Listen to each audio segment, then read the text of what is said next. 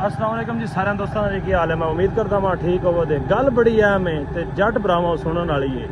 जिवें सारे जट भरा अज मियां हैदर अली भट्टी और मियां मामून जाफर तारड़ साहब को दारे दे विच लोग पहुंचे ने लड़ाई वास्ते या मिसाल के तौर पर जिस काम वास्ते भी पहुंचे ने, इस्तकबाल वास्ते कोई पहुंचा है, कोई किसी काम वास्ते पहुंचा है, सारे जट भरा और जट्टां खुदा वास्ते अगर तुसी हर इलाके विचों हर MP हर MNA दे बंदे इन्ने भी तुसी निकलो जट्टां, तुसी दिल्ली जिहड़ी है अपनी बिल्कुल जिहड़ी है वो लुट सकते हो, लै सकते हो, छुड़ा सकते हो।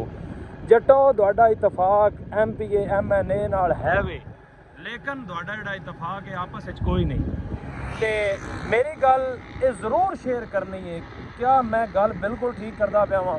अगर तुसी अपने हक वास्ते जट्टां अज निकल पवो, तुसी अपनी मर्जी का रेट लै सकते हो फसल का, और अगर तुसी अपने हक वास्ते ना निकल सकते तो मुड़ तुसी खाद की बोरी 18,000 तो ही लै सकते हो, DAP की बोरी 18,000 तो, यूरिया की 5-5.5 तो ही तुसी लै सकते हो। क्यों लै सकते हो? तुहाडा इतफाक कोई नहीं। अगर तुसी इन्हां सियासियां वास्ते निकल सकते हो, क्या किसान अपना हक लैण वास्ते नहीं निकल सकता? मैंने जरूर गल दस्सिया जी, ठीक है।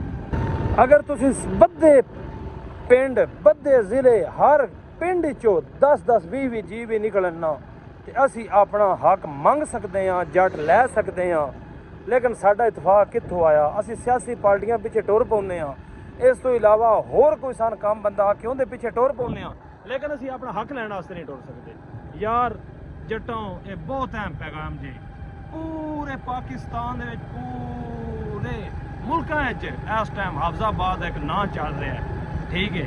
तो अगर मेरी गल तुहानूं चंगी लगे तो लाइक शेयर जरूर कर दिया जी, अगर ना चंगी लगे तो गुजारा कर दिया।